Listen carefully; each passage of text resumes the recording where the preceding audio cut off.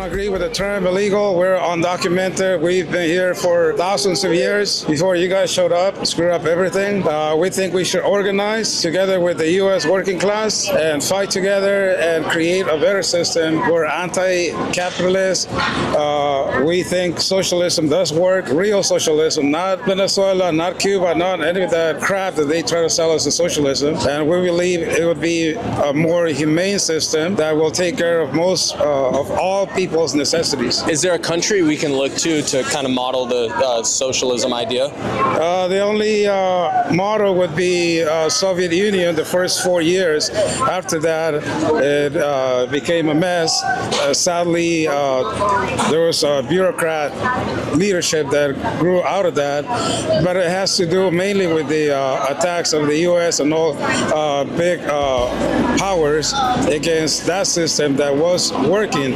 In the few years that it lasted, it showed the world that it could do much better than capitalism. 4 years, the first 4 years of the Soviet Union. Good morning, Deport. Welcome to the Wake Up America show. I'm your host, Austin Peterson. Glad to have Cecilia. Where have you been all our lives? What's up, Real Science Questions? Amy J. East, T-Mill 22, Quest Fanning, Kermode Bear, Bruce Burtwhistle, Hammer Lager. Wow, look at that. Nelson 65, Ashley Ann, Southcott from Alderney. Good morning, good morning. Another shrimp on the bobby. Just kidding, Paul.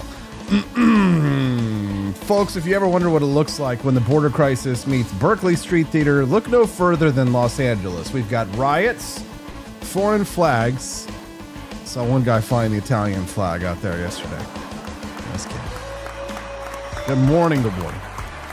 Anarchist gear handouts, which that stuff's expensive, and they're passing it out like it's candy. And the Marines are being called in to do what Newsom's woke police force can't, restore order. This is the third world cosplay of the left, and Trump just dropped the hammer. Dun, dun, dun, oh yeah. Dun, dun, dun, dun. So help. And the only flag that will wave triumphant over the streets of Los Angeles is the American flag. So help me God. The American flag is the one that's going to wave triumphantly over the streets. That was Trump standing in front of U.S. soldiers at Fort Bragg, and he called them what they are: animals, agitators, a foreign invasion flying foreign flags. When Trump said we're going to send in the Marines, he didn't mean to film a Marvel reboot in L.A. He meant actual boots on the ground to stop the chaos. 4,000 National Guard active duty Marines.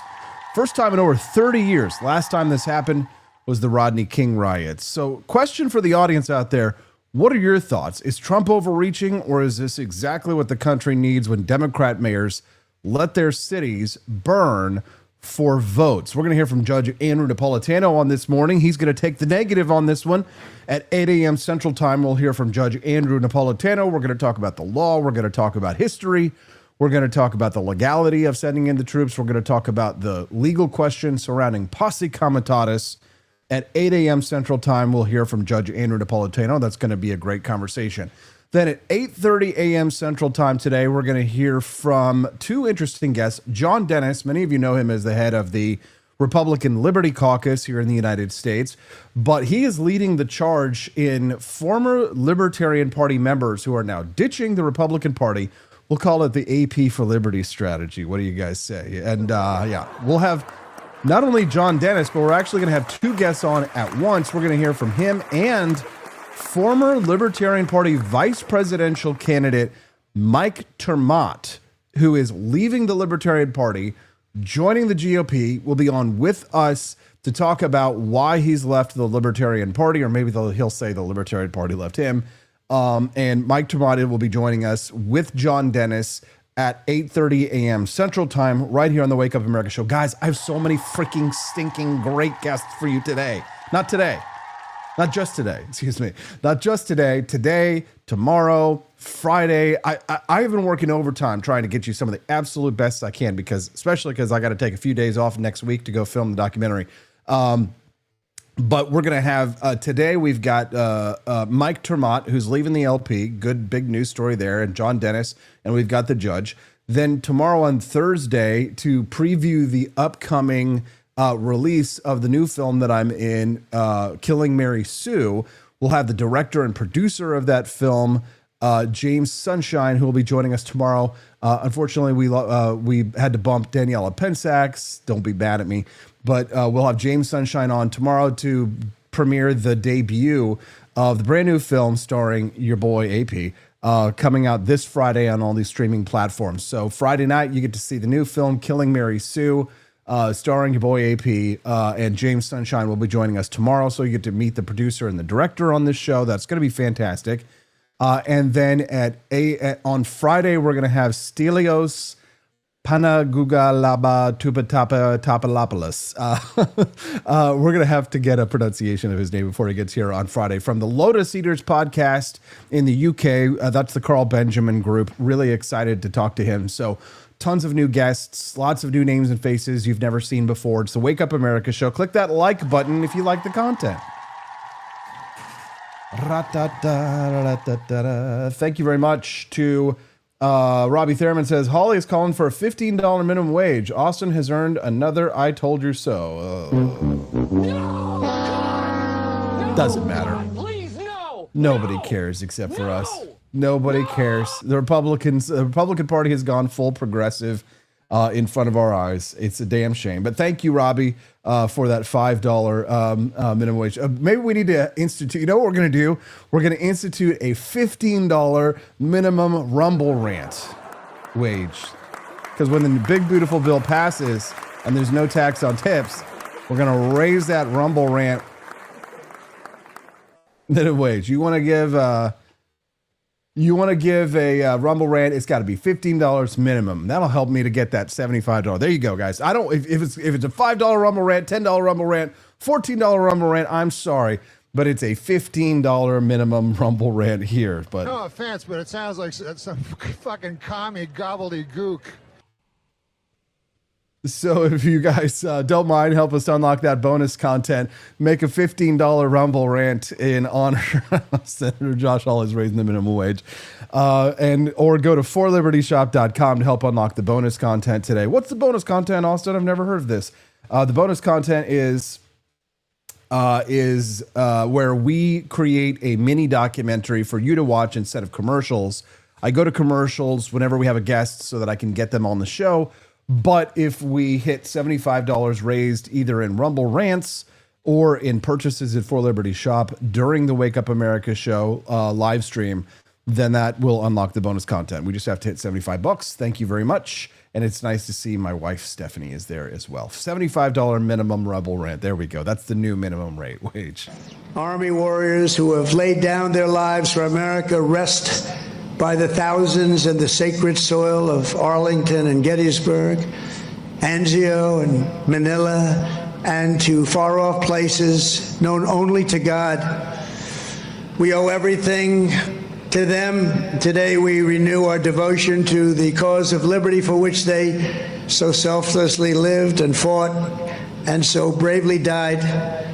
There could be no greater tribute to their memory than to prepare the Army to dominate America's enemies for the next 250 years and more than that. That's why under the Trump administration, we're focused on restoring the spirit of the U.S. Armed Forces. No soldier ever volunteered for the Army to be lectured about transgender diversity or inclusion. You don't want to hear that. Transgender for everybody. We don't do that. America's patriots joined the Army to kick down doors, storm beaches, kill terrorists, and win America's wars. That's what we want. And that's what you want. How does he manage to be so funny even when he's being serious? I don't know. Governor Gavin Newsom of California has had a meltdown as if on cue. He called the federal deployment of the troops a brazen abuse of power. He says that they're militarizing our streets. And get this, he calls it an assault on democracy itself. Democracy is apparently under assault every time Gavin loses control of his voters.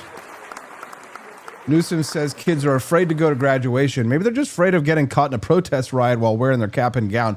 The same guy who shut down churches during COVID now cries tyranny when the feds show up to stop people from torching police cruisers. We're going to talk about these protests today. Also, Elon Musk says, I'm sorry, so sorry, sorry for the things I said when he was allegedly on ketamine. Elon Musk, no, we don't know, allegedly. That's, this is weird, but I had a dream about Elon Musk yesterday that I was in a mall and I ran into Elon Musk, because Elon Musk just randomly walks around malls. And Elon was, I don't know what he was doing there, but I was just like, I got to talk to Elon Musk. So I had a conversation with him. It's a long story and you don't want to hear about it, but it ended very nicely, as many dreams often do. Welcome to the Wake Up America show. Wake up. Limited access here. First time on the show. He's a unicorn. Welcome, Limited. Says, well, since we are Democratic Republic, new scum can FRO. I don't know what FRO means.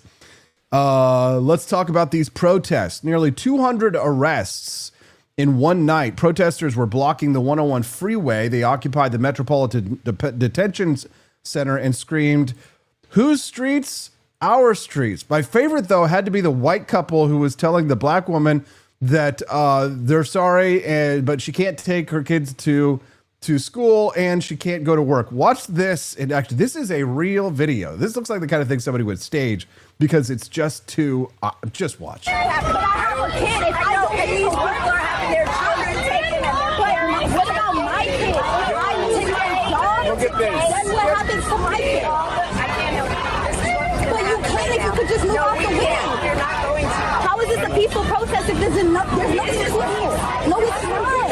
How do you as white people feel about stopping a black woman from going to work? Oh no, not work. I care so much. Look at that. Did you see that? What? Oh no, not work.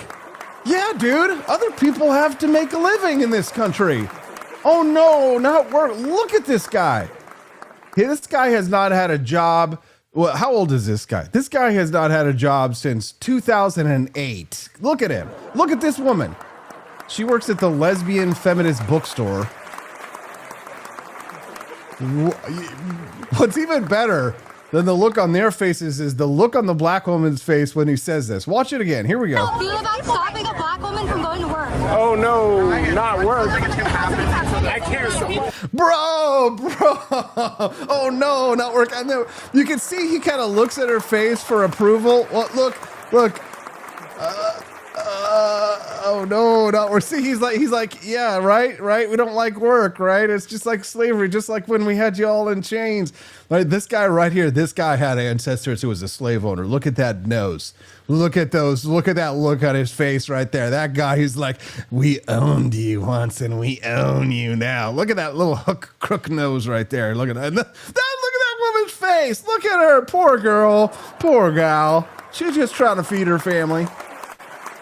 Oh, neither realizes what a goofy is. Do you care about stopping black people from going to work? Look at this line that you guys are causing. I'm not causing no problems. I'm not trying to. We're just trying to leave. Okay, it's one thing you're trying to get to work. Imagine the people who are not trying to get to work. Imagine the hospitals and the ambulances and the people who are trying to get through to save somebody's life. I've heard stories of people who died in ambulances because when protests like these go down, they can't make it to the hospital in time, and the patient unfortunately dies. LAPD issued a citywide curfew.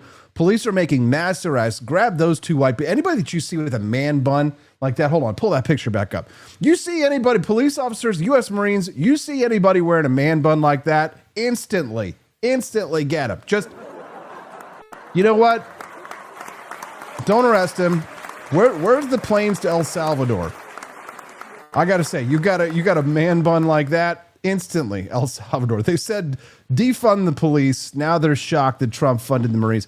How many of these protests, question for you, how many of these protests are actually about immigration? That's what I want to know. How many of these are actually about immigration? Or is it really just an excuse to bash America or loot the Nike store?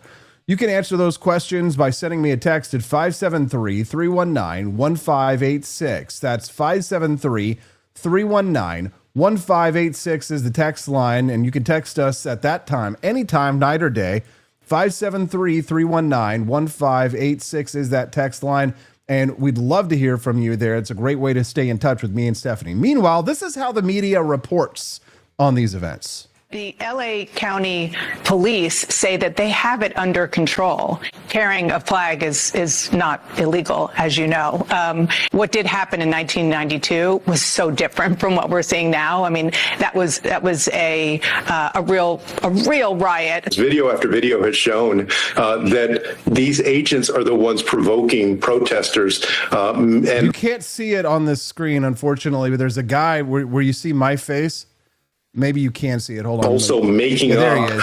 See the guy right there? Look at him throwing rocks at the trucks. Aggression by these protesters that later video shows people were not aggressive. We are having an administration that's targeting peaceful protests, people that are there to protest. The president is sending the National Guard because he doesn't like the scenes. He doesn't like the scenes of people peacefully protesting. The unrest is isolated. LA is home to millions of people, most of whom are having a normal day here on Sunday. You know, you've heard reports that there are riots on the streets of Los Angeles. That is not what's happening across the city of Los Angeles. Governor Newsom's right. There wasn't anything like a riot happening on Friday, Saturday. We just witnessed a protester thanking a National Guardsman for his service here in California. LAPD, by most estimates, had this under control last night. No, I don't think the National Guard is needed now. Things in LA are calm. There was a protest that got a little unruly late at night. There have been no violence where anybody that was protesting hit anybody, shot anybody, threatened anybody. Nothing has happened. What is just a bunch of people having fun watching cars burn. Most of those demonstrations were very peaceful. They were chanting, they were shouting. People were driving by, honking. Mostly peaceful. Well, that's what they they should send in the mostly peaceful Marines. We've raised $6 towards the $75 bonus goal, guys. Don't forget to drop those Rumble rants or visit forlibertyshop.com. If you haven't bought a box of Founding Flavors coffee in a while, today's a good day to do so. Head on over to forlibertyshop.com. That's the number 4, libertyshop.com. Donald Trump Buddha, Silky Trumpy Buddha, gives his seal of approval. He loves Benjamin Franklin's electric elixir. Grab it at forlibertyshop.com. The number 1 selling product at forlibertyshop.com, is outselling everything else by far, is our Jeffersonian Java. Not only is it an absolutely delicious light roast of coffee full of caffeine, but you won't regret buying it because the box is so beautiful that you'll want to display it on your shelf and share it with your friends. People will think that you are the height of class if you have a box of Jeffersonian Java. With him sitting in front of his house there at Monticello. So head over to forlibertyshop.com during the live stream, guys, and help to unlock that bonus content. Once we hit $75 raised, you get to watch the bonus content instead of the commercials, which is way more fun than commercials. There we go. We the people! We the people! We the people! Yeah!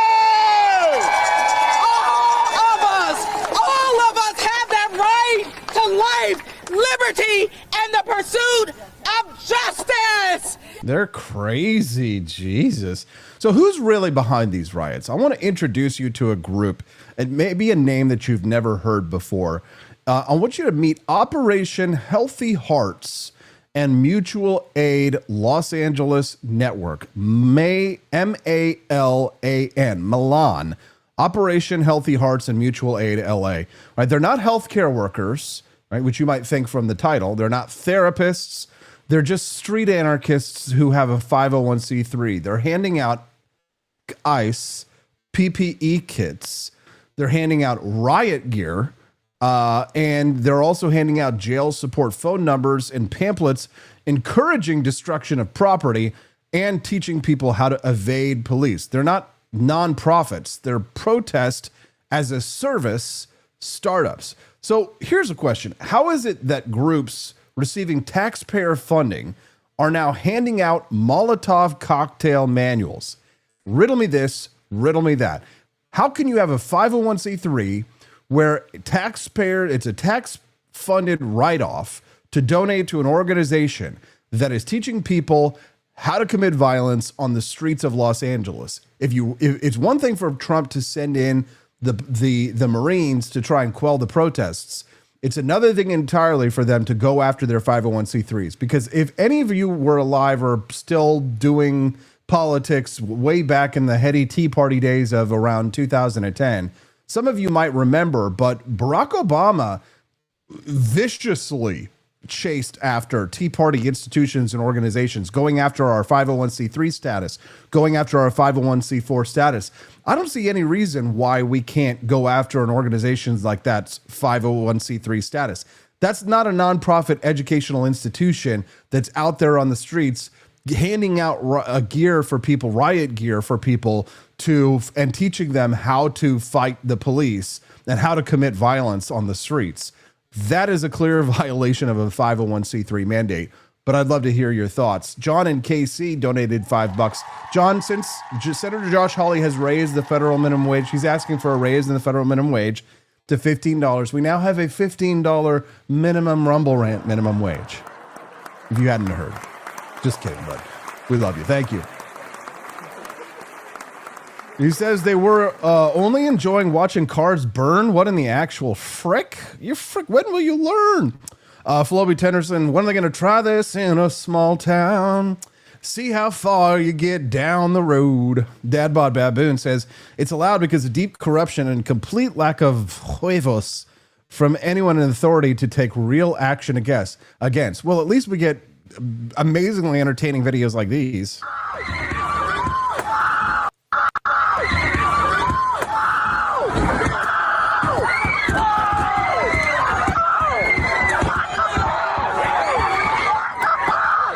Faster. You know that's a conservative with a truck like that. Don't stop. See, that was the lesson. That was the lesson of the 1993 Rodney King riots. Look at this, that seaweed, that piss green, yellow-green seaweed hair. That is the sign. She's got the mask on her face right there. That is the surest sign of toxicity right there. But that was the lesson of the Rodney King riots, is that if you're in a vehicle like that and you're surrounded by angry leftists, look at this guy. Look how skinny his arms are right there. Like, he looked like he's going to break his arm trying to hit that glass. That was the lesson of the 1993 Rodney King riots. Do not get out of your vehicle and do not stop. Watch this.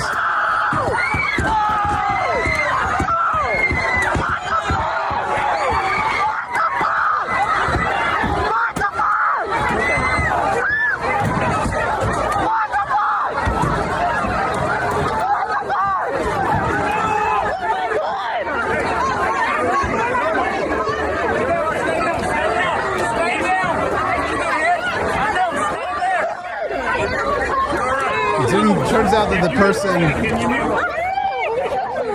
out that the person wasn't like actually hit by the vehicle. They just passed out from heat exhaustion because they're so obese.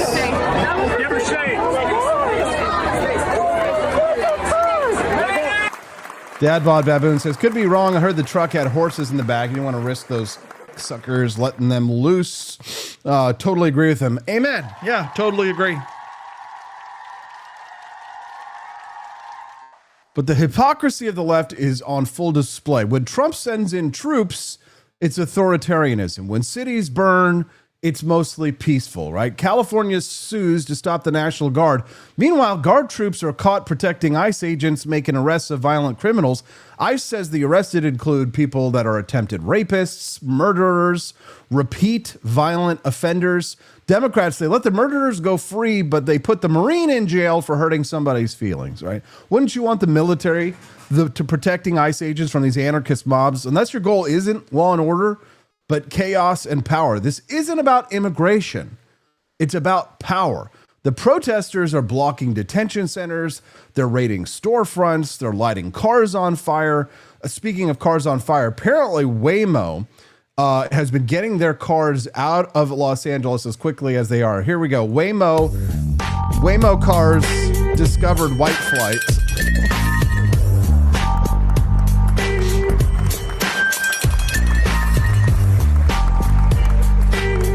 Bye-bye, Waymos.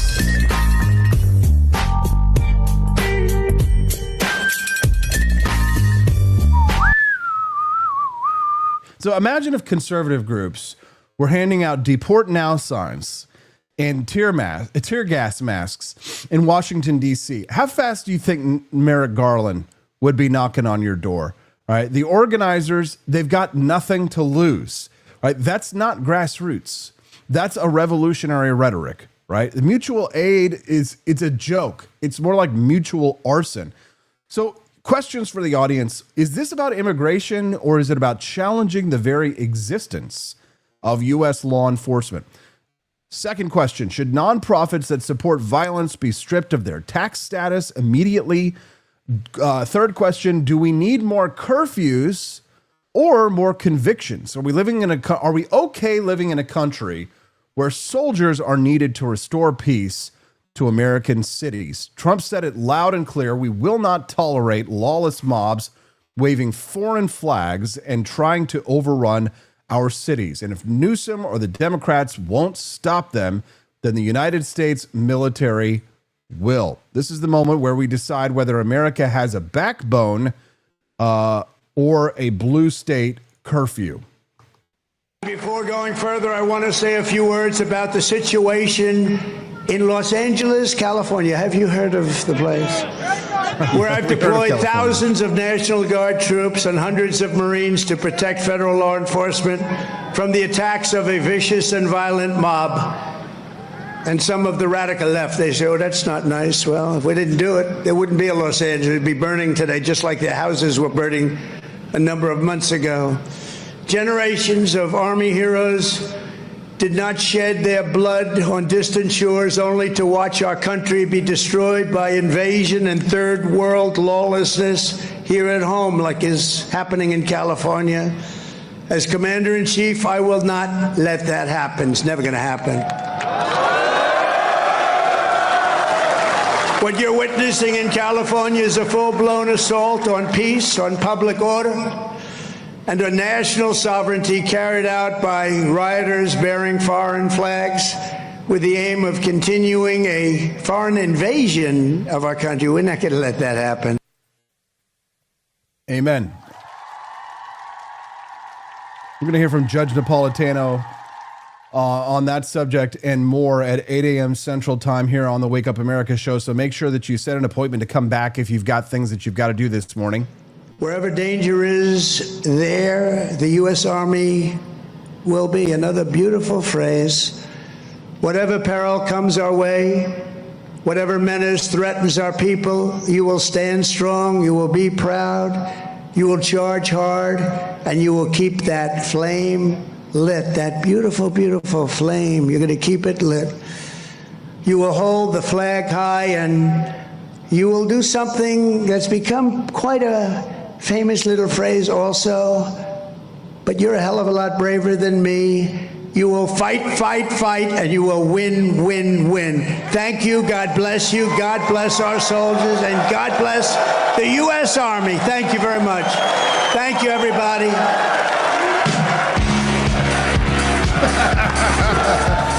Well, Trump, why is Trump always trying to get my streams demonetized and shut down for copyright protections? Come on, Mr. Trump. Dun, dun, dun, dun, dun, dun. Was he trying to say something about the sexuality of the U.S. Army there behind him? Good morning, everybody. Welcome to the Wake Up America show. I'm your host, Austin Peterson. Young man, there's no need to feel down. I said, young man. Looks like we've raised about $15 towards the $75 goal so far, guys. That's not bad at all for 35 minutes into the show. Once we hit $75 raised either in Rumble Rants or in purchases at forlibertyshop.com, that unlocks the bonus content. Don't you guys want to see the bonus content today? No! God, what do you mean, no? No! Stop God, it. Please, Stop no, it. No. Yes, I know you do. What happens if we don't unlock the bonus content? No offense, but it sounds like some fucking commie gobbledygook. Exactly. The communists win. So don't let the communists win. Go to forlibertyshop.com. Get your wife a nice pair of bomb pop earrings. You know she's going to love it. 4th of July is coming up. Stephanie, please, if you're in the chat, remind me of the coupon code we've got for people to save money on our 4th of July collection. I will get that when we go to a break here in just a few minutes. We'll have Judge Napolitano at 8 a.m. Central Time. Then we're going to hear from Libertarians leaving the party, heading to the Republican Party at 8:30 a.m. Central. We're going to hear from John Dennis. He's the head of the Republican Liberty Caucus, and he's on live with the former vice presidential candidate candidate of the Libertarian Party, Mike Termott, who will be joining us at 8:30 to talk about why he's leaving the Libertarian Party and joining the GOP. And even those who were out of step with what we are advocating, peaceful protest, did not create any violence. Nobody was shot. Nobody was killed. Get it in your head. And so when martial law is called, what are you going to say? I missed the point. Don't miss the point, you all. Don't think that somehow because they called out the National Guard, there was violence. There was no violence. I was on the street. I know. And I went from downtown detention back out into the community, talking to people what happened in Paramount, what happened in Compton, what happened in Inglewood. So, first of all, get it straight and don't just rely on what you're being told or the few incidents that you saw. There was no violence. That's why she keeps getting reelected, by the way. Whoopi Goldberg has a conspiracy theory about all this. But are people getting a much different view of what's going on in LA depending on where they're watching this play out? Because it's quite different when you're talking to people in LA. Yeah. And very different than what you're seeing on the news. Did you speak to people? Have you spoken to people in LA? My whole family's in LA. What do they say? They're saying, people are mad. It's been peaceful for days, and then suddenly these guys showed up and flipped everybody out. Yeah, I heard. So that's what my family is saying. I heard the same thing. I spoke to about 5 people that live in LA, that work in LA, and they said that these protests were very, very orderly. They weren't violent, and they occurred in about a 4-block radius. And we all know how large LA is. And so, in my view, there is no crisis in Los Angeles that ICE did not cause. That is the fact of the matter, right? Looks like that. And we now know that Stephen Miller ordered his order that they arrest 3,000 people a day, that ICE arrests 3,000 people a day, led to this. And there we go. Thank you to Steffi over there in the wrong button. Wee, wee. Actually, that is a good button. For the ladies from The View, Steffi reminds us that, the deal that we've got going on right now is a buy one, get one 25% off sale for our Gulf of America towels, all of our beach towels. So if you want to get a couple of beach towels, what I recommend, guys, is you get the Skull beach towel, Gulf of America towel, and then you get the Shark beach towel, or get 3 or 4. We've also got the Taco Trump ones before that became an attack on Donald Trump. I thought it was a good meme. It's a buy one, get one 25% off. It's a BOGO sale, but you got to use the code GULF25. That's GULF25. If you buy more than one towel for the Gulf of America towels, use GULF25 to save 25% off when you buy 2. Thank you to Joni Rankin for unlocking. Don't forget, guys, it's a $15 minimum Rumble rant these days. Raising that minimum wage. It's good to be king, if just for a while, to be there in velvet. Yeah, she says, and she donates $5. Thank you very much, Joni. Dad Bod Baboon says that we really need a button that plays a bunch of pig sounds when the View hogs speak. That's a good idea.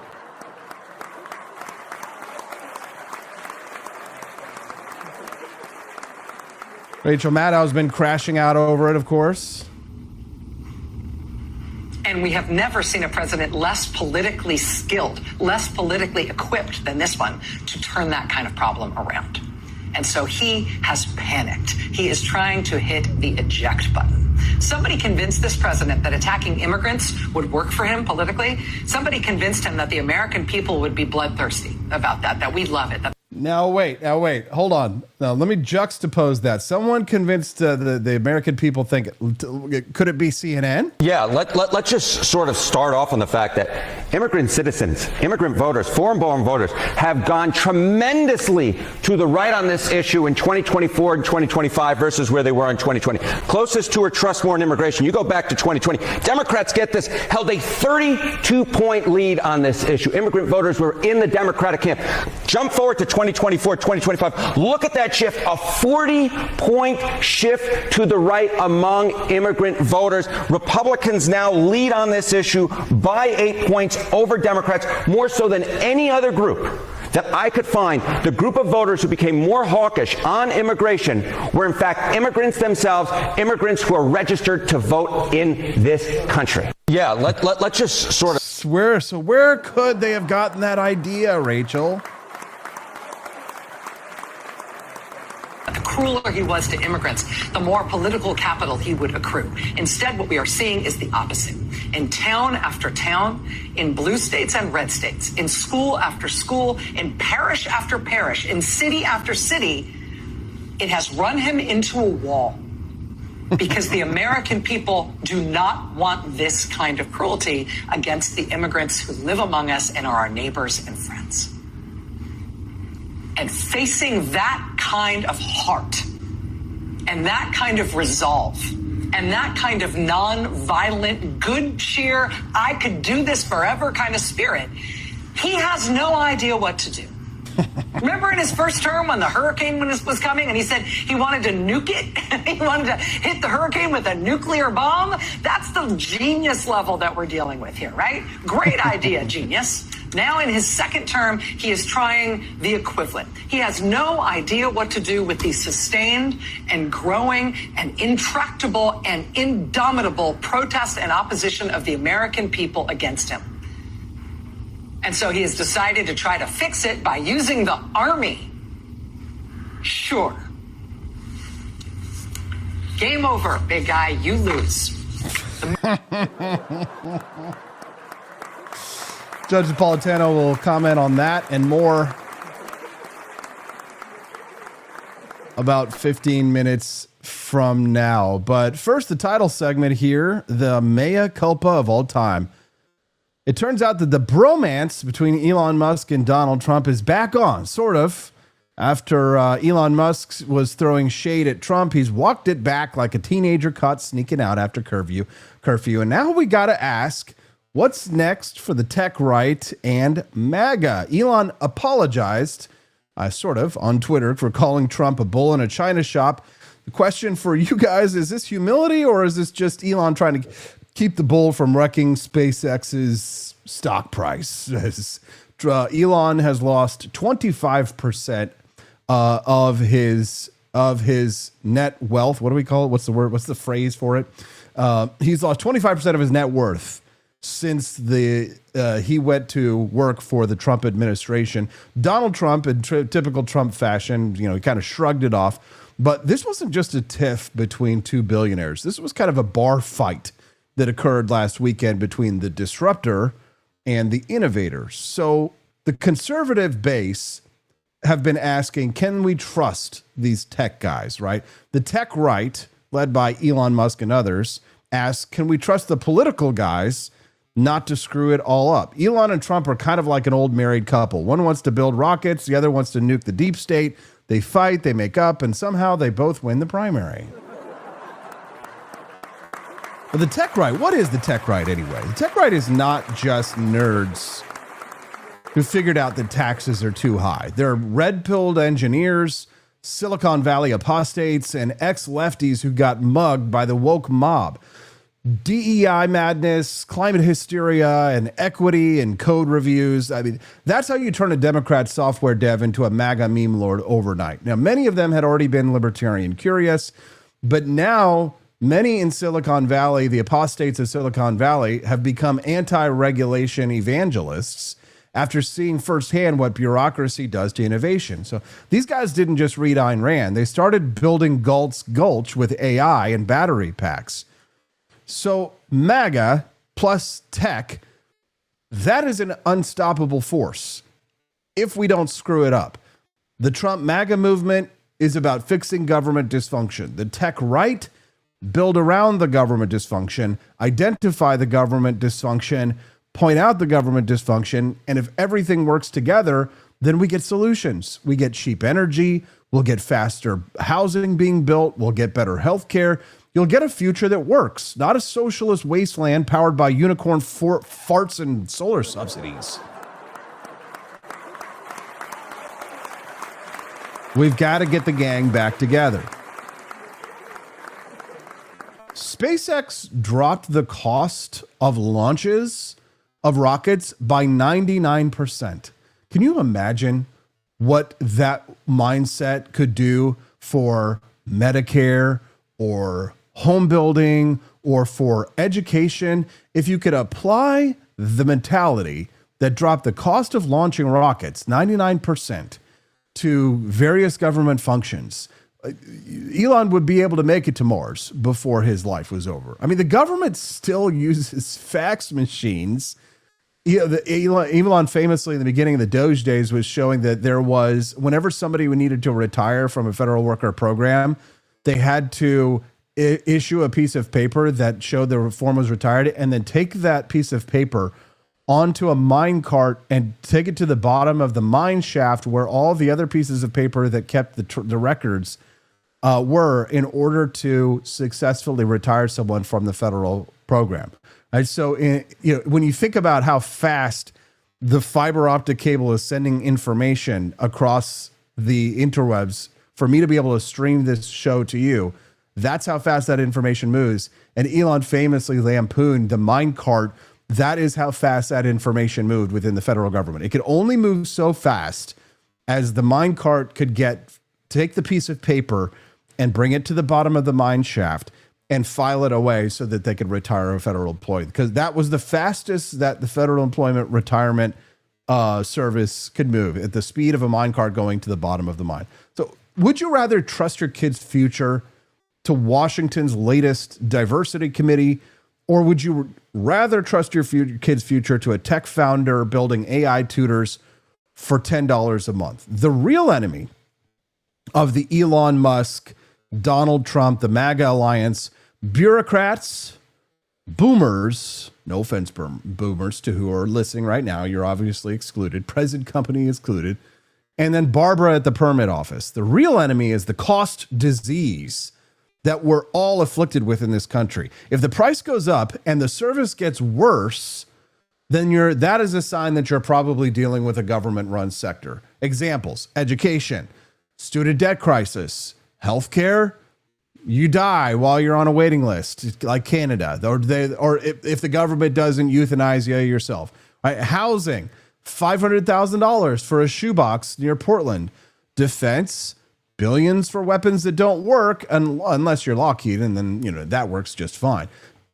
The tech right, the MAGA tech right, the dark MAGA forces behind Elon, they can fix this. The bureaucracy says get in line, fill out Form 36C. Barbara will get to you in 14 months. Barbara at the county office doesn't like your haircut, and now the whole subdivision project is delayed until 2027. I've seen it. But here's why the feud between Donald Trump and Elon Musk matters, and why them getting back together is so important. Some of them are like Steve Bannon and others are saying, oh, the tech guys they're all globalists. But a lot of these guys are much more nationalistic than you think. They want to build an America for Americans. So are there differences between Trump and Musk on immigration, tariffs, or who should host Saturday Night Live? Sure, right? But let's not throw out the Falcon 9 with the bathwater, guys. Tech is not the enemy. The bureaucracy is. What is it that unites these factions? Faith in the American worker, hatred of waste, belief that we can fix this country if the government would just get the hell out of the way. I get an amen. So should Musk and Trump team back up? That's what I want to hear your thoughts on. You can send us a text at 573-319-1586. That's 573-319-1586 is the text line. I want to hear your thoughts on whether or not you think Donald Trump and Elon Musk should patch things back up after their famous lovers' quarrel. Is the tech right the future of conservative politics, or is this just a passing fad? Would you rather reform the bureaucracy or just replace it with an app? Who do you trust more with your retirement, the federal government or a 28-year-old quoter with a ChatGPT plugin, guys? Weigh in the chat. And don't forget to click the like button and follow if today's your first time watching the show. You don't have to love SpaceX. You don't have to love Elon, but you should love the people out there breaking the rules to make things better. Not for Washington, not for Wall Street, but for your town, for your family, and for your future. As long as MAGA stands for results over rhetoric, The tech right will march alongside it. Together, we get the gang back together. I say we get the gang back together, deregulate, innovate, and make America work again. What do you say? So what do you say? Do you want more meetings or do you want building? Do you want another study on infrastructure equity for the fish in the California river streams, right? Or do you want a freaking tunnel that works, right? That gets people around? Do you want to build businesses or do you want to make Greta Thunberg more famous? This is the choice. Musk, Elon Musk, you and me, we all have got a role to play in this one. And the real battle isn't between the billionaires. It's between the builders and the blockers. And I know whose side I'm on. How about you? Let's hear it.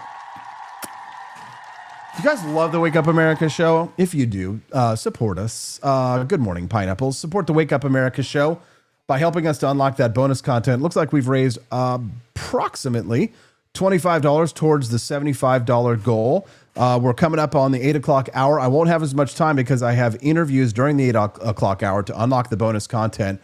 We still got about 3 to 4 to 5 minutes. If somebody wants to go shopping at forlibertyshop.com, say buy a couple of towels and use the buy one, get one discount that we have going on today with the discount code GULF25, that will unlock the bonus content right away so you can watch that instead of commercials when we go to our commercial break.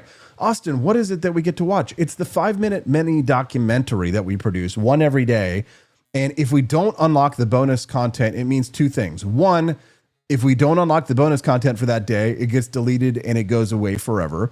And then, so you miss out on it. And then two, it makes me and Stephanie think, will we be able to continue to do the Wake Up America show next month? It's a great way for us, along with the monthly subscriptions, to know how much are we going to make on the podcast so we can say, will we be able to continue to keep the Wake Up America show live and streaming? And I think we will because Andy Opperman has decided to unlock it. Do right and fear no man. He's remembering our guest yesterday with that sign back there. Thank you very much, Andy. We appreciate you, brother. Can't wait to see you next Friday on the shoot for the Battle of Athens documentary. Very excited about that. Getting nervous, too. Ooh, it's going to be wonderful, though. I know you guys are going to love it when you see it. So, looks like we have done it. We have unlocked the bonus content. Thank you, everyone. Everyone say thank you to Andy Opperman. We'll be back with Judge Andrew Napolitano with his take. He says that Trump should not have sent the Marines into Los Angeles. So we'll hear from him when we get back on the Wake Up America show on the For Liberty Network. Don't go away, guys.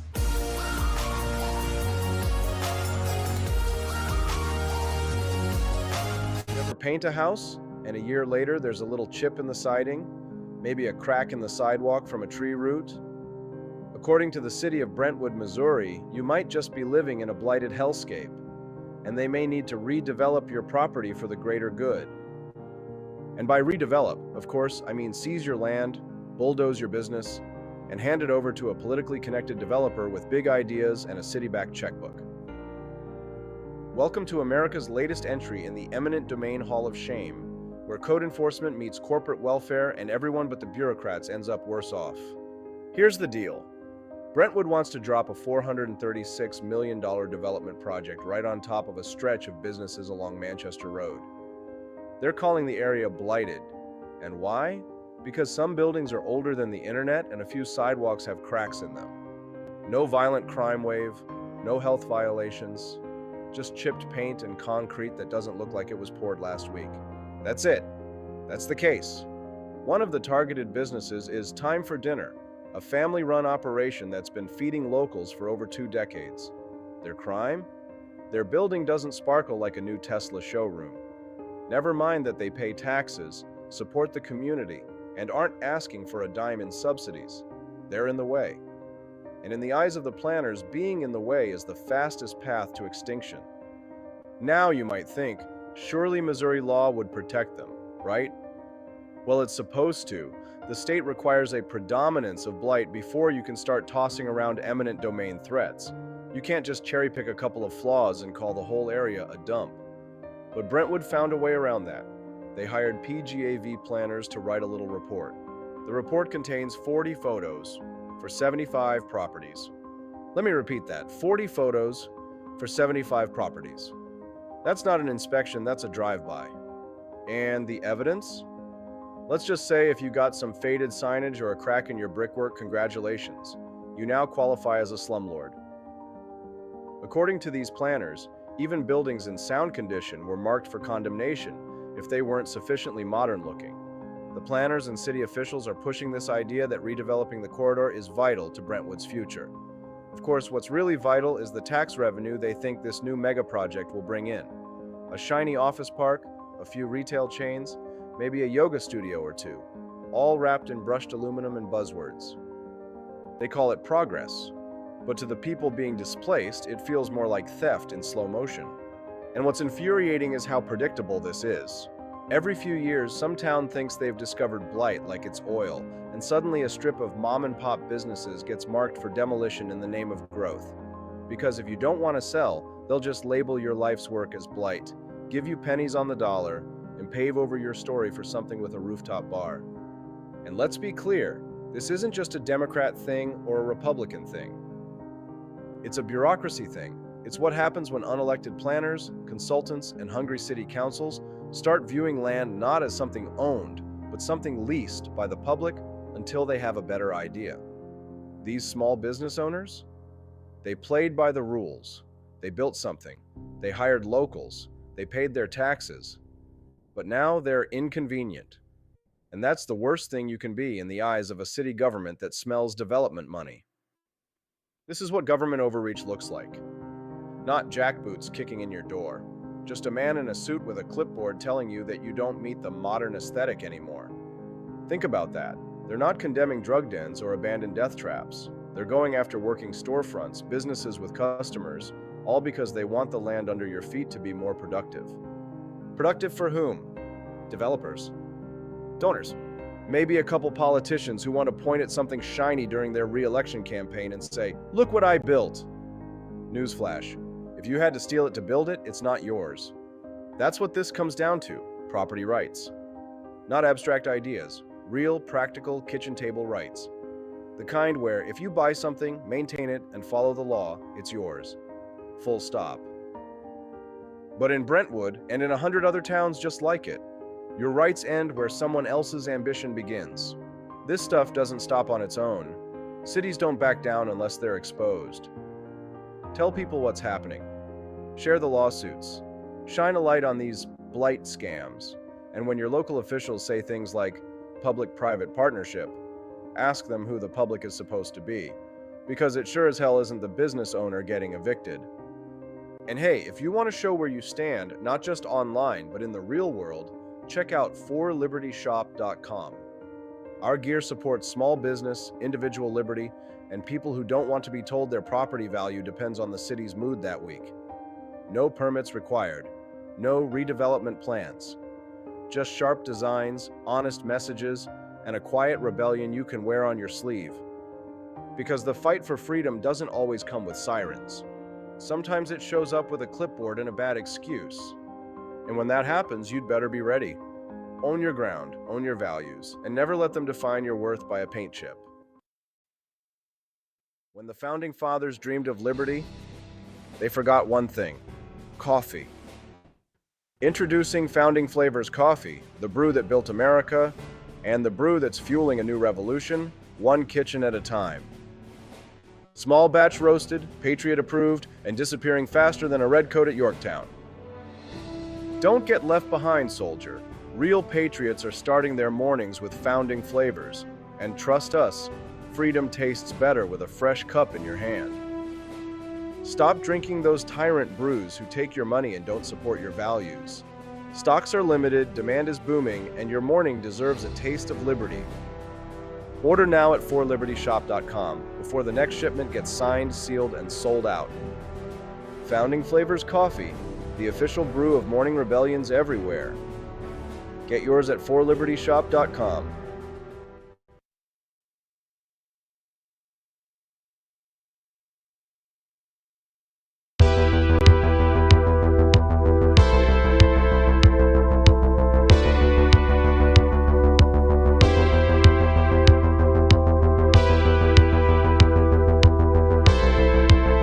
Are you tired of the strange radioactive effects of leftist culture? Do you ever wonder what happened to good old-fashioned American values? Well, fear no more, because there's a new force fighting back against the cultural rot of today. Introducing Culturama, a right-of-center talk show that's taking back the future today. Hosted by none other than blonde bombshell herself, Daniela Pensack. She's not just talking, she's taking culture back. ICE get the fuck out of LA so that order can be restored. ICE get the fuck out of LA so that order can be restored. Yikes, seems like a nice lady. Good morning. Rise in freedom.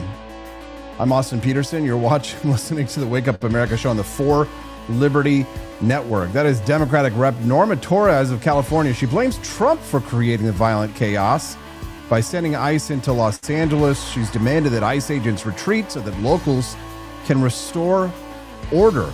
Question for the audience out there. Do you think that it was appropriate for Donald Trump to send in federal agents and the Marines to restore order to Los Angeles? The last time that something like this happened 30 years ago when George H.W. Bush sent the military in under the Rodney King riots. Well, I know a man who knows a thing or two about the law, so let's ask him. He's our regular Wednesday morning guest. We call this Big Brain Time, when the world's preeminent constitutional scholar and our good friend of the show, Judge Andrew Napolitano, joins us live.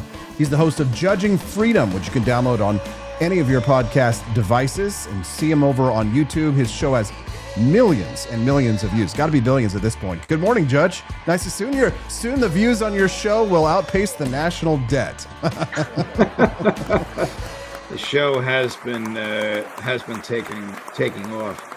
You know, if you're in Moscow, they do that AI thing where my lips are manipulated so it looks like I'm speaking Russian, and it's another quarter of a million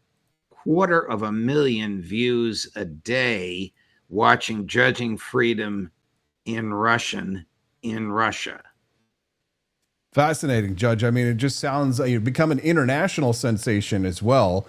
But let's talk about what's happening here closer towards home. Your latest column this week, which people can read at judgenap.com, Slouching Towards Authoritarianism. You write that the deployment of California National Guard troops and active duty U.S. Marines onto the streets of Los Angeles is an assault on federalism. It violates federal law and manifests a dangerous pattern of governmental behavior in defiance of constitutional principles and the rule of law. Please make your case.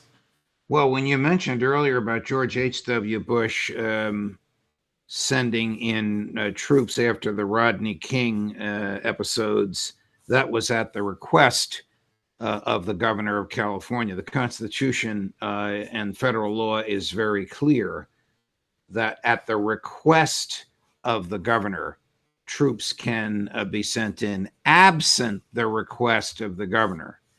If the president federalizes the National Guard, that removes them from the law enforcement function. So a state National Guard can engage in law enforcement. They can direct traffic, they can arrest people, they can testify against them in court, they can process the arrests, they can do what police do. But once they are federalized, they cannot engage in law enforcement. They can only stand there and wait until they are attacked and then responded to. So Trump has actually decreased the law enforcement capabilities of Southern California by taking those assets away from Governor Newsom. Once, under what circumstances can the president do this? Well, the Congress has legislated on that in 1792, 93, 94, 95, and 1807 to suppress a rebellion or an invasion. When Trump was asked yesterday, what is your bar for sending in the Marines? His response was, the bar is wherever I set it. Well, that's not the right answer. The bar has to be the Constitution that he swore to preserve, protect, and defend. Bottom line is, this is not an invasion. He may think it is one because a lot of these people don't speak English and are carrying a foreign flag. But it is not an invasion, which is a military incursion from a foreign government. Not my definition, but Congress's. It's not a rebellion, which is a collective effort to overthrow the government. Not my definition, but Congress's. these definitions are being ignored by him in deference to an authoritarian armed military presence in an American street, about as un-American as anything I can think of. My friend little Jimmy Madison is turning in his grave or sending down thunderbolts from heaven wherever he is.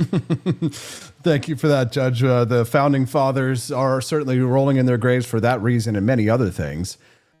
When I was, before you and I had ever met, Judge, in 2008, I remember I was working in New York City at the time, and I would frequently listen to Alex Jones's radio show because he was the only person who would have Congressman Ron Paul on the show.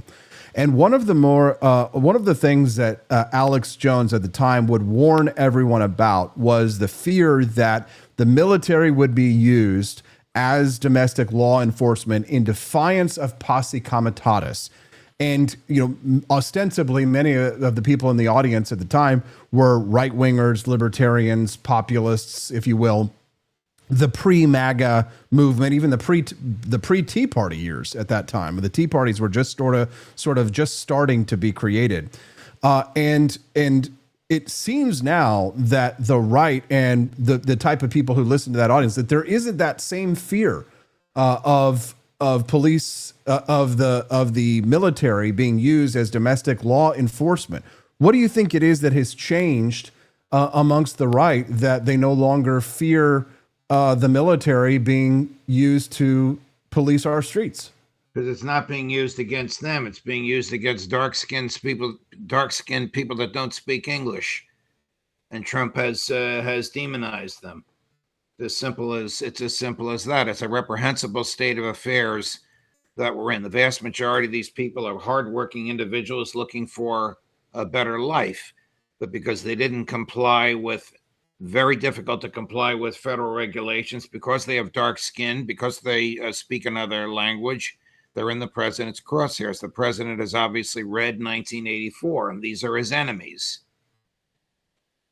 Judge, I'd like to go back in history of talking about like insurrections and violent riots on the streets, because and move from this discussion on the sort of the ethnic and racial conflicts in the United States and work our way over to this question of assimilation and melting pots, because we have had ethnic riots in the United States before, not just in the 1960s, but one specific event or series of events which occurred in 1863, I look at as interesting. These were the draft riots during the Civil War, when Abraham Lincoln was cracking down on and demanding that Irish immigrants join the Union Army.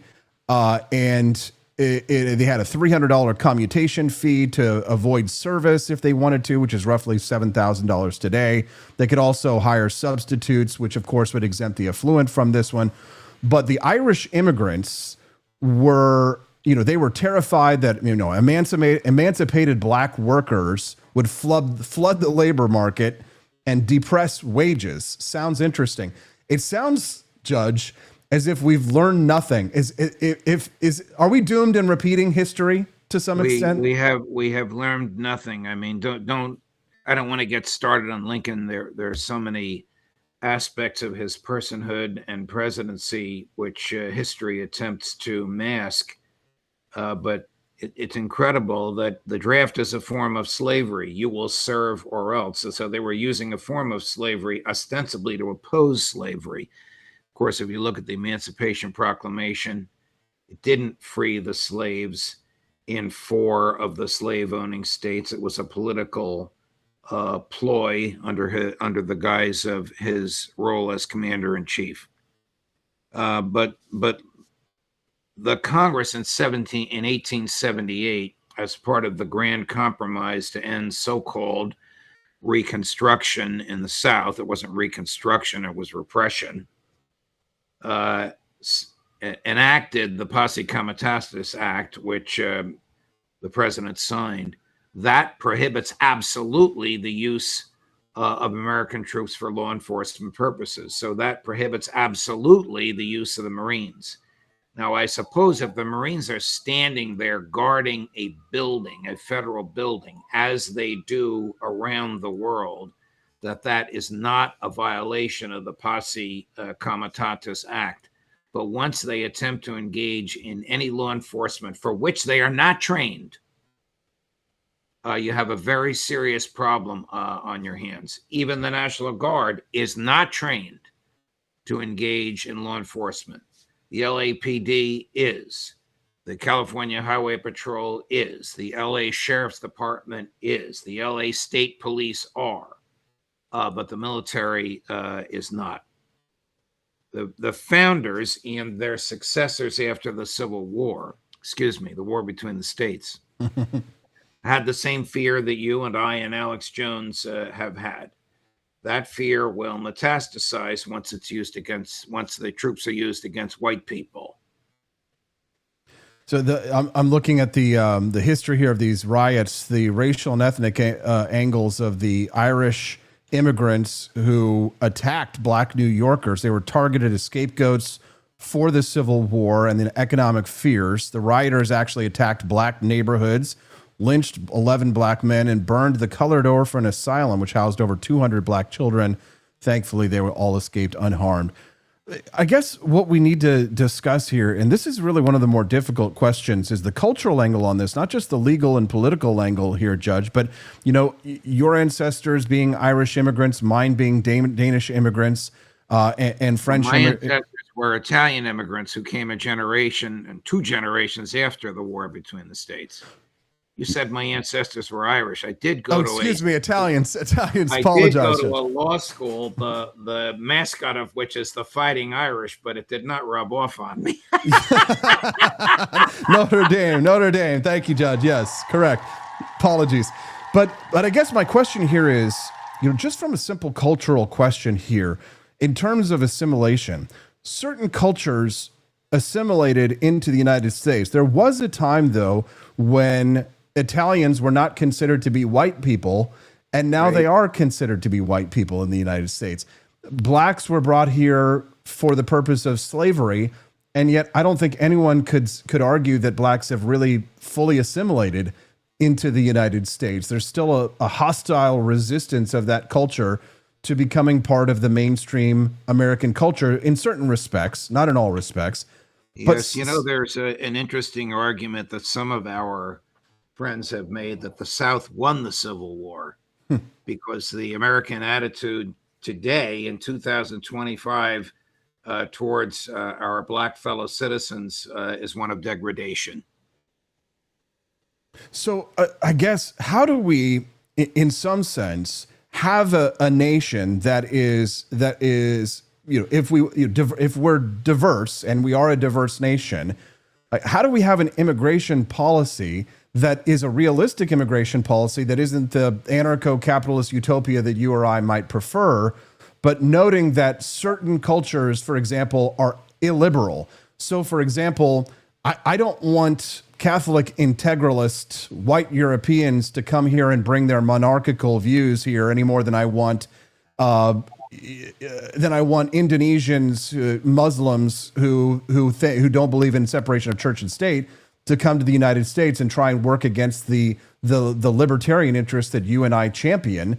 Like, how do we have an immigration policy that accepts the realities of the nation of 333 million people with all the diverse cultures, noting that many of the cultures that want to come here want to work against our constitutional values and liberal and libertarian values? I mean, how do we kind of square this circle? Because assimilation is very important. The Italians assimilated, the Irish assimilated, the Muslims of Dearborn, Michigan refused to do so and want to destroy our versions of church and state just as much as destroy the wall of separation of church and state just as much as a Senator Josh Hawley, conservative Catholic integralists, might wish to do so. Judge, how do we square these circles? Well, I wouldn't trust the federal government to square any circles. The last time this profound debate happened, we had the most libertarian president we've had in the modern era, though you can't really call him a libertarian, Ronald Reagan, and he signed an amnesty. And all the bitterness and all the fights in the streets and all the anxiety went away. Now it bubbles up. This is 1986, so it bubbles up 2 generations later. Reagan had gifts that Trump doesn't have, to unite people rather than divide them. His sunny disposition about everything under the sun, no pun intended, as opposed to Trump's pugnacious disposition toward almost everything under the sun, caused these issues to dissipate. This is the Hans Hermann Hoppe, Jacob Hornberger argument. I'm on the Hornberger side, that I wouldn't trust the federal government to micromanage the borders any more than I would trust it to micromanage the economy, or to micromanage free speech, or to micromanage the streets. And our duty under a true libertarian understanding of freedom of speech is not to deny access to the streets of people with whom we disagree, but to challenge them with more speech. Now, if this becomes violence, it's a different issue, even though the country was born in a 5-year act of violence. The concept of citizenship, I'm not sure if you ever read much Robert Heinlein, a famous science fiction author from the 1970s and 80s. He wrote this book called Starship Troopers, and in it sort of wrestled with the concept of living life as a civilian versus a citizen. And people discuss this concept of citizenship as a privilege rather than a right, that there are certain privileges that you are afforded when you are a citizen versus if you're a foreign national, for example. I mean, should it be such a way? Should we as American citizens have privileges that are owed to us as American citizens that are denied to foreigners, even those who may be under our jurisdiction? Well, I don't think we'd let a non-citizen vote, but that's about the only one of these things I can think of. A non-citizen can own property. A non-citizen can sue and be sued. A non-citizen has the rights to due process under a case called Texas against Poe. A non-citizen has a right to the social safety net of education, emergency room, in a hospital, food if they're starving, shelter if they're unsheltered. I don't know if the current Supreme Court would rule the same way, but that's the law as it now is. So the difference between citizenship and non-citizenship, it almost doesn't exist anymore. It's just the right to vote. So it is, in your mind, correct me if I'm wrong, then, the proper and legitimate and lawful role of the government to prevent non-citizens from voting? Yes and no. If you sorry to answer it that way. Well, if you read the Constitution, just the Constitution, not the laws written pursuant to it, immigration is a state issue, not a federal issue. But naturalization is a federal issue. Madison was very clear on that. So if that were the case, if the states decided who could immigrate, but the feds decided who was naturalized, I can go along with that. So then, would you then argue that voting itself is not a right? Because my concern about the concept of voting being a right is that if people can vote to take away your rights, then they're not really rights at all to a certain extent. And democracy, of course, being tyranny of the majority, that there's a problem with this concept of voting being a right. I'm sort of, maybe I'm a bad libertarian in this way, but I'm sort of starting to believe that maybe there ought to be some kind of a test, not just for running for office, but there ought to be some kind of a test before you can vote, because to me, a vote is an exercise of force over your fellow man. And there should be speed bumps. There should be obstacles just like there should be, the Constitution should create obstacles to prevent politicians from being able to vote or do things to harm our rights. Why shouldn't there be obstacles to preventing our fellow citizen from using force against the rest of us? I agree 100% with you on that. And voting is not a natural right. Voting is a privilege. Well, first of all, voting doesn't mean anything. If it did, we wouldn't be allowed to vote. We'd be uniparty. They all do the same thing anyway. You know, whether you're Josh Hawley or the crazy woman from Massachusetts, Elizabeth Warren, they just want to stay in power tax us to death, regulate us to death. She wants to give money to one group. He wants to give money to another group. She wants to fight this war. He wants to fight that war. It almost doesn't matter. I get in a lot of trouble when I say that the right to vote is not a fundamental liberty. It is not. The fundamental liberties are the ones that come from our humanity and that natural law. There was no government, so there was no right to vote. There was no need to vote. Voting is a privilege, like driving your car on a government street is a privilege. And just as you have to qualify in order to receive that privilege, you should have to qualify in order to vote. I wish fewer people voted. Do you want people to vote for Josh Hawley because he's got a nice looking face? Or do you want people to vote for or against him because they know what he truly stands for and they find it repellent?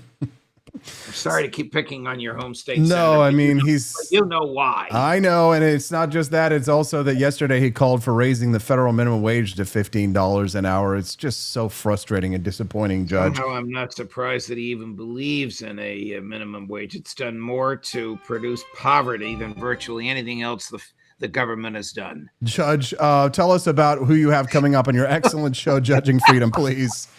I have Colonel Douglas McGregor on at 11 this morning, who is going to tell us that we are within days of war against Iran, that Trump keeps changing his mind. As recently as last week, he told Netanyahu, forget about it. But the Zionists in his administration are lobbying the daylights out of him. And as recently as yesterday, he allowed some threat to be issued to the leadership of Iran. One day he allows his negotiators to negotiate for some uranium enrichment. The next day he talks to Netanyahu on the phone, and that number goes down to 0. So Colonel McGregor is going to talk about that. A mutual friend of ours is on at 3 o'clock, Dan McAdams, who runs the Ron Paul Institute on Do We Still Have a Constitution? And a former British diplomat with whom I've become friends and who writes very, very poignantly about the excesses of the British government and the European elites, Ian Proud. He's on at 4 o'clock today. But McGregor, along with Mearsheimer, Sachs, and Ritter, is one of my heavy hitters, and he'll be on for a while, and we'll go in detail into all this stuff. He's the host of the Judging Freedom podcast, viewed by millions all over the world in multiple languages. Judge Andrew Napolitano, thank you very much for your time, and we look forward to talking to you again very soon. All the best, Austin. Thank you. So I'll see you in 2 weeks. See you in 2 weeks. Thank you. We don't agree with the term illegal. We're undocumented. We've been here for thousands of years before you guys showed up, screwed up everything. We think we should organize together with the U.S. working class and fight together and create a better system. We're anti-capitalist. We think socialism does work, real socialism, not Venezuela, not Cuba, not any of that crap that they try to sell us as socialism. And we believe it would be a more humane system that will take care of most of all people's necessities. Is there a country we can look to kind of model the socialism idea? The only model would be Soviet Union the first 4 years. After that, it became a mess.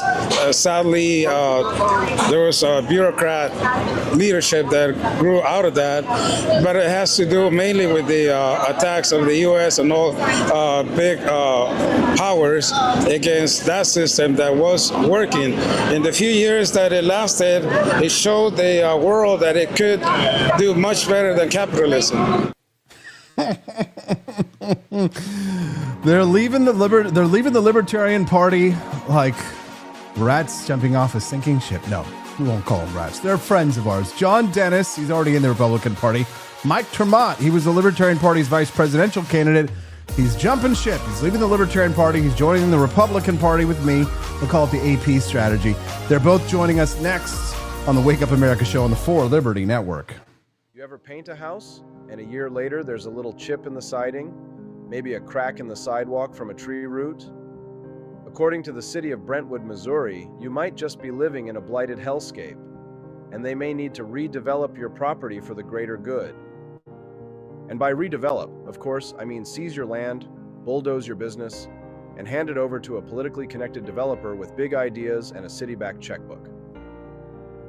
Welcome to America's latest entry in the eminent domain Hall of Shame, where code enforcement meets corporate welfare and everyone but the bureaucrats ends up worse off. Here's the deal. Brentwood wants to drop a $436 million development project right on top of a stretch of businesses along Manchester Road. They're calling the area blighted. And why? Because some buildings are older than the internet and a few sidewalks have cracks in them.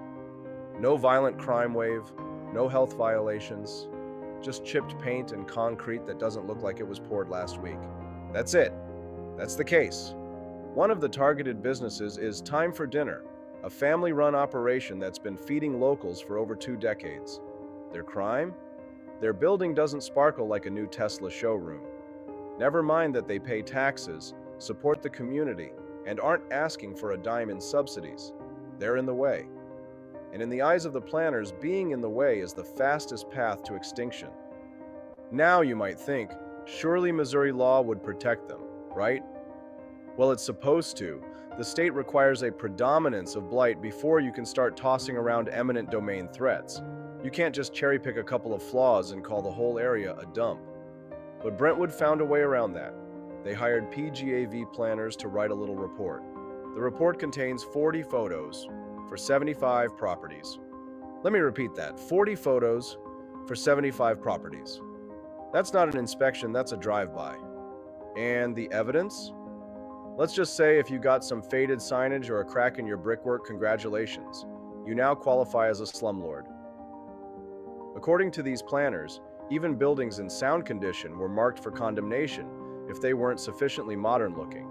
The planners and city officials are pushing this idea that redeveloping the corridor is vital to Brentwood's future. Of course, what's really vital is the tax revenue they think this new mega project will bring in. A shiny office park, a few retail chains, maybe a yoga studio or two, all wrapped in brushed aluminum and buzzwords. They call it progress, but to the people being displaced, it feels more like theft in slow motion. And what's infuriating is how predictable this is. Every few years, some town thinks they've discovered blight like it's oil, and suddenly a strip of mom-and-pop businesses gets marked for demolition in the name of growth. Because if you don't want to sell, they'll just label your life's work as blight, give you pennies on the dollar, and pave over your story for something with a rooftop bar. And let's be clear, this isn't just a Democrat thing or a Republican thing. It's a bureaucracy thing. It's what happens when unelected planners, consultants, and hungry city councils start viewing land not as something owned, but something leased by the public until they have a better idea. These small business owners? They played by the rules. They built something. They hired locals. They paid their taxes. But now they're inconvenient. And that's the worst thing you can be in the eyes of a city government that smells development money. This is what government overreach looks like. Not jackboots kicking in your door. Just a man in a suit with a clipboard telling you that you don't meet the modern aesthetic anymore. Think about that. They're not condemning drug dens or abandoned death traps. They're going after working storefronts, businesses with customers, all because they want the land under your feet to be more productive. Productive for whom? Developers. Donors. Maybe a couple politicians who want to point at something shiny during their re-election campaign and say, "Look what I built." Newsflash. If you had to steal it to build it, it's not yours. That's what this comes down to, property rights. Not abstract ideas, real, practical, kitchen table rights. The kind where if you buy something, maintain it, and follow the law, it's yours. Full stop. But in Brentwood, and in 100 other towns just like it, your rights end where someone else's ambition begins. This stuff doesn't stop on its own. Cities don't back down unless they're exposed. Tell people what's happening. Share the lawsuits. Shine a light on these blight scams. And when your local officials say things like public-private partnership, ask them who the public is supposed to be. Because it sure as hell isn't the business owner getting evicted. And hey, if you want to show where you stand, not just online, but in the real world, check out forlibertyshop.com. Our gear supports small business, individual liberty, and people who don't want to be told their property value depends on the city's mood that week. No permits required. No redevelopment plans. Just sharp designs, honest messages, and a quiet rebellion you can wear on your sleeve. Because the fight for freedom doesn't always come with sirens. Sometimes it shows up with a clipboard and a bad excuse. And when that happens, you'd better be ready. Own your ground, own your values, and never let them define your worth by a paint chip.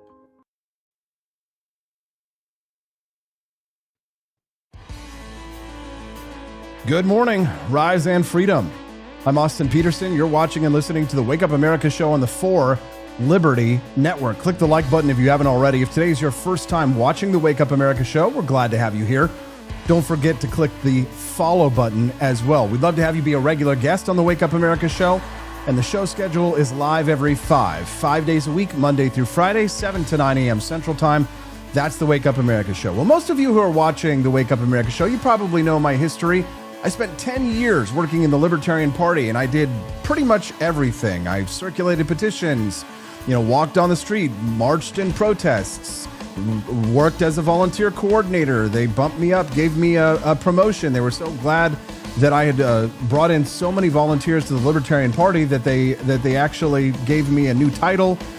And then I was supporting Governor Gary Johnson in his first campaign, and I worked on the campaign of Congressman Bob Barr. So I pretty much did everything you could do in the Libertarian Party. And then I ran for president in the Libertarian Party. Womp womp, second place. I did beat John McAfee, of course. But in 2017, I said to myself, am I spinning my wheels here? Is the hard work that I'm doing actually going to something that's making a difference, or am I just stuck in the mud? And I joined the Republican Party, and from then until today, I've been making little gains here and there, working on the state level, especially here in the state of Missouri. I've helped to move forward legislation that would eventually lead to the abolishment of our income tax here in the state of Missouri. I've helped other candidates win their elections. I've helped legislation pass here on the local level that I would have never been able to accomplish as a member of the Libertarian Party. And I've always encouraged, ever since then, more libertarians to join me in the GOP so that we can make a difference. The Republican Liberty Caucus is where liberty lives inside the GOP. The chair of the Republican Liberty Caucus is a man by the name of John Dennis, who's leading a new movement to get libertarians to join the GOP. The previous presidential campaign, headed by Chase Oliver, had a VP candidate by the name of Mike Termott, who is now announcing that he is following the AP strategy, going from the Libertarian Party to the Republican Party. We want to welcome both of these men here today, right now, live on the Wake Up America show for this exciting announcement. Gentlemen, welcome to the show. It's great to be with you, Austin. Thank you for having us on. Thank you for blazing the trail. Thank you for demonstrating that the strategy can work. Absolutely. Yeah. So I just love patting myself on the back, Mike. So if you don't mind, Mike, if you would just start, tell us a little bit about what caused this. I mean, you were chosen, selected by the delegates of the LP. I can imagine this was not an easy decision. It wasn't for me. So tell us why you decided to do it. No, it was an extremely difficult decision. And as you might imagine, there are some folks that are coming with me. We're coming over as a team. And for some of those folks, it's a very difficult decision as well. I'm very proud of the courage that some of these folks are showing, risking relationships and risking all the nasty things that people will say about you when you change parties. So I'm very, very grateful for that. I think that people are well aware that the Libertarian Party is full of a lot of well-meaning people who work very, very hard and are continuously disappointed by how little we are able to accomplish many of our objectives, either in the long term or all too often even in the short term. The Libertarian Party has been in trouble the last few years. I think it will get back on its feet. I think it will do better than it has the past couple of years. But in a long-term sense, I think that there are certain structural impediments that suggest the Libertarian Party's next 50 years is unlikely to be significantly more productive than the past 50 years. And John and the rest of the board at the RLC and other members of the Republican Liberty Caucus have been extremely welcoming, have made us feel quite at home. It is an energetic and politically oriented bunch that aligns with our values, and we just could not be more pleased about the transition. John, explain to us this initiative. It's not just Mike Termott. You've got several people who are making the jump. Tell us a little bit about your initiative. Well, I hesitate to call it an initiative because we are not out actively recruiting folks from the Libertarian. Well, I mean, I put it out on Twitter every once in a while if think about joining the RLC, but we don't actively go after the LP. We think the LP Libertarian Party serves an important function in American politics. But when you actually want to affect things, I think that's where the Libertarian Party, for all of its value, is lacking. So, what we do is we just set up a path and we put the chess pieces on the board, and then eventually people realize, like you did, Austin, like Mike and his and these new folks coming over from the Libertarian Party realize that the Republican Party is the place where liberty can live, and the Republican Liberty Caucus is that welcoming corner of the Republican big tent. Mike, talk to us a little bit about not just like the structural challenges that you face within the Libertarian Party, but sort of the political challenges of the people that you dealt with. I mean, it's not as if everybody is on the ideological same page in the party itself, is it? No, not everyone is on exactly the same page. There are significant differences. I think that the significance of those differences is more important in the minds of the members of the LP than in the minds of the people throughout America. The differences between the left and the right inside of the LP is pretty small compared to, say, the spread of ideological thought within the Democratic Party or the Republican Party. But as libertarians, we take these differences very, very seriously. And some of those differences have led to some behaviors inside the LP that have not been healthy. There have been wars among the various caucuses. To a certain extent, there have been wars about who leads the Libertarian Party. And a lot of this has undermined our ability to retain members, to raise funds, to mount significant campaigns behind a variety of candidates. So it has not served us well. I think that we will get beyond that, the Libertarian Party, but there will always be cycles of infighting. There will always be challenges raising funds and attracting enough of the right kind of hardworking people, because after all, it is a two-party system, Austin. You have noticed this.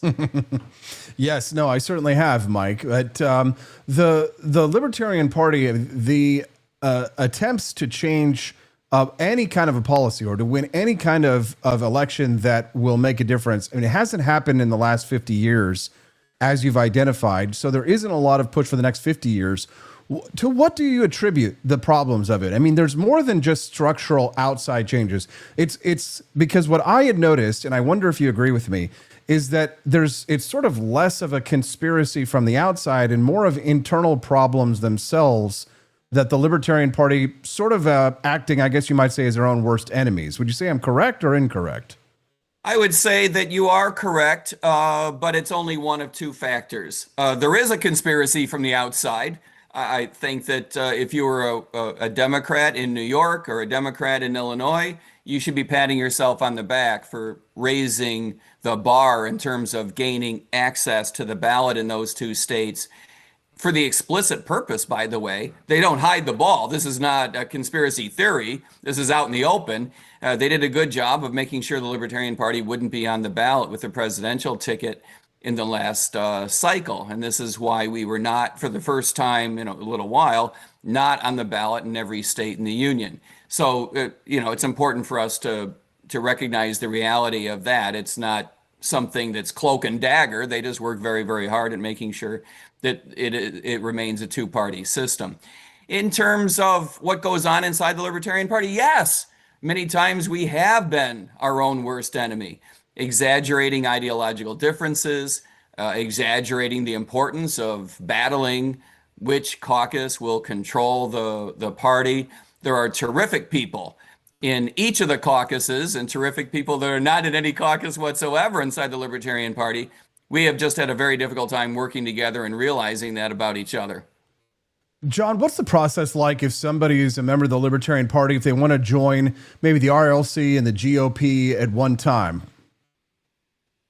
Well, you have to re-register as a Republican first, which you do. You can do online in most states, or get something from the post office, a registration form, and then after that, you just go online and rlc.org and become a member of the Republican Liberty Caucus. It's a reasonable fee. I think it's $45, and we're growing. We have in the states where we have large chapters, the impact is significant. I mean, when we go to Tallahassee in Florida, for example, in January for our legislators' day, believe you me, those legislators show up and they listen, and we impact legislation. And with our goal is to have chapters that are strong like that in every state. And if I could just make one other comment about the LP, again, I think the LP still has a valuable function. But, I was the chairman of the San Francisco Republican Party for 6 years. And, one of the things I realized is that we're not going to make a significant impact in the city of San Francisco unless we grow our registration. And, we for 60 years, Republican registration in the city of San Francisco was going down.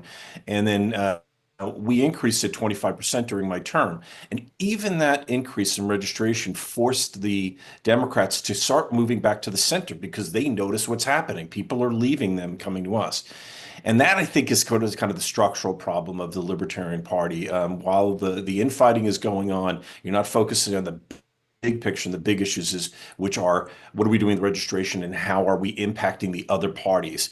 So I think that's a tough nut to crack. And so in the meantime, here we are, the Republican Liberty Caucus, willing to welcome any liberty lover who wants to get in the fight. And by the way, if I could finish with this, think about Austin and I first met in 2009 when I announced my run against Nancy Pelosi on Austin's show that he produced. Think about where the Republican Party was then and where it is now. Back then, I was still fighting the Patriot Act within the Republican Party. Back then, I was still fighting against the wars. Back then, the Audit the Fed bill was an exotic piece of legislation. Look at where we are now. So with this influx of liberty leaders and activists from the Libertarian Party, we're making yet another step towards making the Republican Party more focused on liberty. Mike, how have people from the Libertarian Party treated you since your announcement? Better than I thought. There have been any number of folks who, weren't Mike Tremont fans to begin with. And so, to a certain extent, that's not a complete surprise. I'm a retired police officer after having been on the road in South Florida for 11 and a half years. That didn't necessarily sit well with every single member of the Libertarian Party. So you get a little bit of commentary that's along those lines. But having been a free market professional economist for decades, there were people in the Libertarian Party that were very supportive. And let's be honest, whether you like the move or hate the move, you can't say you don't get it, right? You can't say, well, that's weird, I don't understand. No, you can be mad, but don't tell me that you don't understand it. And so in that sense, there was actually a lot less criticism than we were tied down for.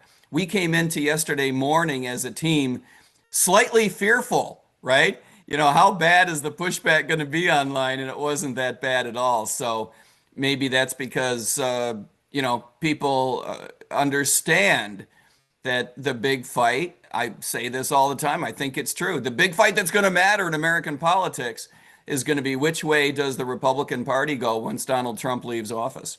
How do you feel about members of your new party like Senator Josh Hawley saying we need to raise the minimum wage to $15 an hour? We all make mistakes, Austin.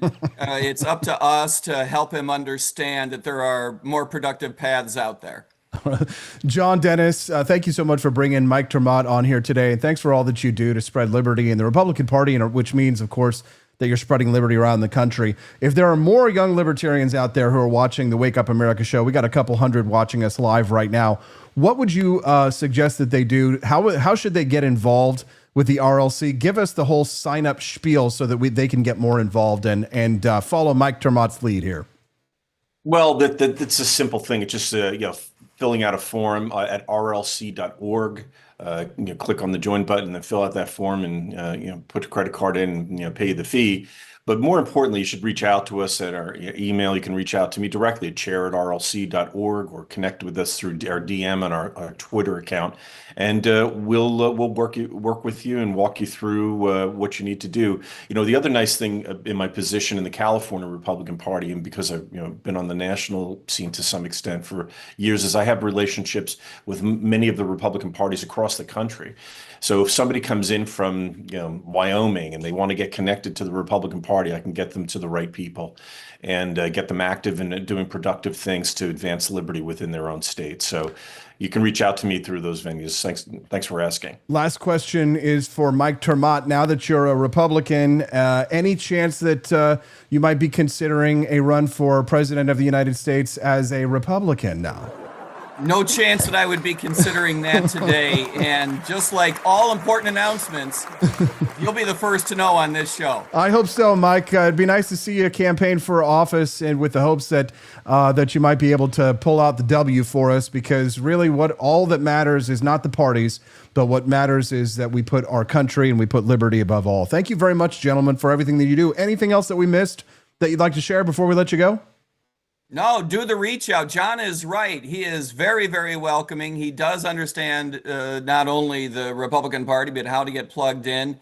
I encourage everyone to reach out to him. You can reach out to me at mike@miketermott.com, and I'd be happy to walk you through the process as well. There you go, mike@miketermott.com. We appreciate you very much, gentlemen. Thank you very much for, especially John Dennis, getting up so early out there on the left coast and joining us here on the show. And congratulations, Mike, and welcome to the party. We look forward to hearing from you again very soon. Thanks. We're still backing up. We didn't make any contact with them. He shoved me. I had small, less than 100-pound girls on either side of me, little kids. So they went to the ground. I went to the ground. I got mad that he pushed children to the ground. I jumped up and yelled in his face. And then the cop behind, he didn't even do anything. The guy that pushed me that time, the guy behind him just immediately started shooting. Nothing the cops were pressing? Yeah, they were pressing this way. Are those from yesterday? They're from right now, 20 minutes ago. We're still backing up. We didn't make any contact with them. He shoved me. I had small, less. Our president wants to rename the Gulf of Mexico to the Gulf of America. How about that? How about that, guys? You know what I feel about it? Feel very good, pineapples. Good morning, pineapple. Looking very good, very nice. Good morning, pineapple. Looking very good, very nice. Hey guys, it's a summer of freedom. Head to forlibertyshop.com. Get yourself outfitted and kitted. As you exit the show, exit to the Griff Shop. Guess what? We've got a sale going on right now. 25% off. Buy one, get one. Gulf of America beach towels. Any of the Gulf of America beach towels at forlibertyshop.com are 25% off. When you buy one, you get one, 25% off. Gulf of America pirate flag beach towels. Gulf of America, Donald Trump with a taco and a sombrero beach towels. Go to the Summer of Freedom collection. Use that code GULF25. That's GULF25 for any of the towels that you see in the Gulf of America collection. We've also got just the Gulf of America collection itself. At the very bottom of the front page, go to forlibertyshop.com, see the Gulf of America collection, find a beach towel, add in two of them. They can be two of the different kind. They can be two of the same kind. Doesn't matter. Just make sure that you use that coupon code. When you buy one, you get one, 25% off. Use that code. GULF25. That's GULF25, guys.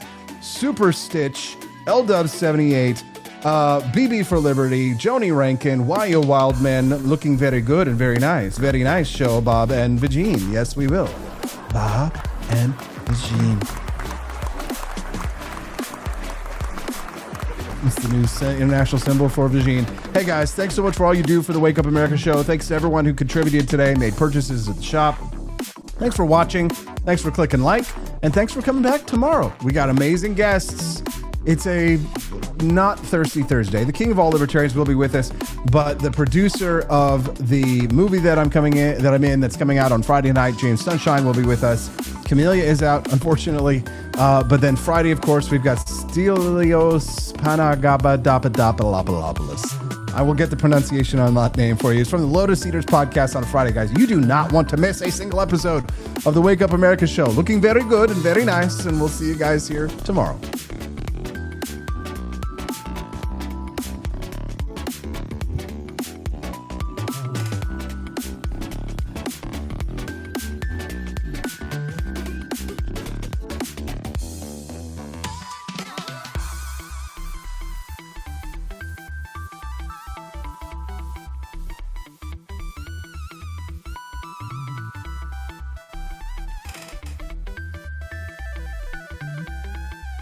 ever paint a house, and a year later there's a little chip in the siding, maybe a crack in the sidewalk from a tree root?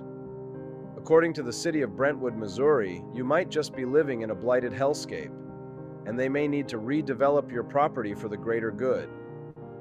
And by redevelop, of course, I mean seize your land, bulldoze your business, and hand it over to a politically connected developer with big ideas and a city-backed checkbook. Welcome to America's latest entry in the eminent domain Hall of Shame, where code enforcement meets corporate welfare and everyone but the bureaucrats ends up worse off. Here's the deal.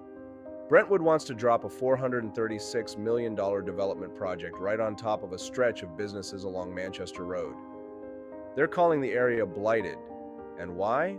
Because some buildings are older than the internet and a few sidewalks have cracks in them. No violent crime wave, no health violations, just chipped paint and concrete that doesn't look like it was poured last week. That's it. That's the case. One of the targeted businesses is Time for Dinner, a family-run operation that's been feeding locals for over 2 decades. Their crime? Their building doesn't sparkle like a new Tesla showroom. Never mind that they pay taxes, support the community, and aren't asking for a dime in subsidies. They're in the way. And in the eyes of the planners, being in the way is the fastest path to extinction. Now you might think, surely Missouri law would protect them, right?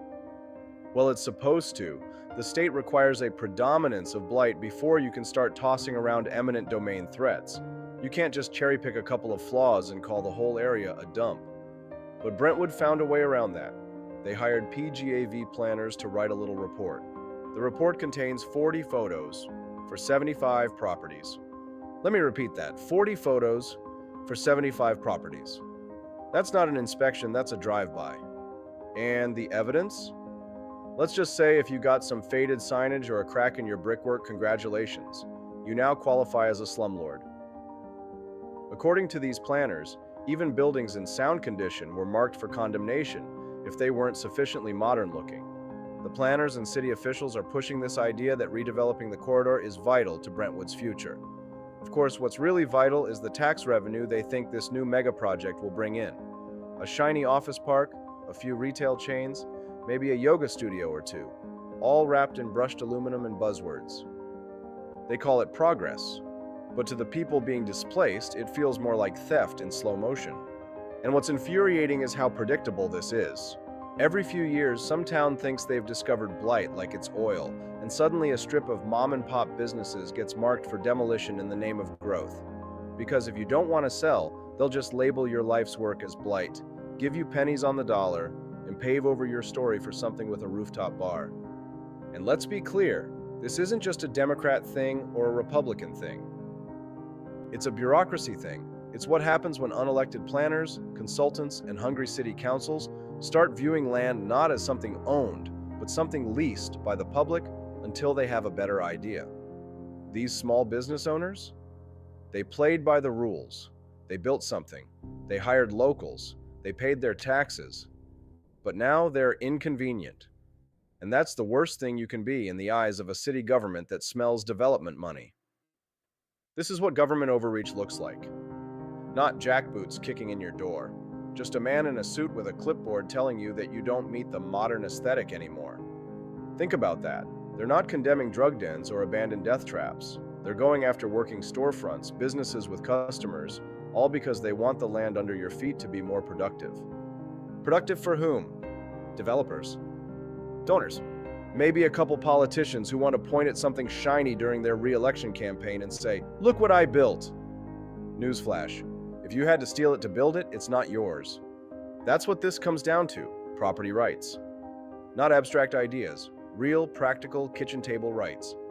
The kind where if you buy something, maintain it, and follow the law, it's yours. Full stop. But in Brentwood, and in 100 other towns just like it, your rights end where someone else's ambition begins. This stuff doesn't stop on its own. Cities don't back down unless they're exposed. Tell people what's happening. Share the lawsuits. Shine a light on these blight scams. And when your local officials say things like public-private partnership, ask them who the public is supposed to be, because it sure as hell isn't the business owner getting evicted. And hey, if you want to show where you stand, not just online, but in the real world, check out forlibertyshop.com. Our gear supports small business, individual liberty, and people who don't want to be told their property value depends on the city's mood that week. No permits required. No redevelopment plans. Just sharp designs, honest messages, and a quiet rebellion you can wear on your sleeve. Because the fight for freedom doesn't always come with sirens. Sometimes it shows up with a clipboard and a bad excuse. And when that happens, you'd better be ready.